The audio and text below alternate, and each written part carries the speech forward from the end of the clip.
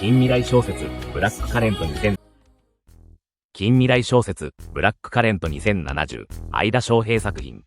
Amazon にて発売中。2052年12月24日、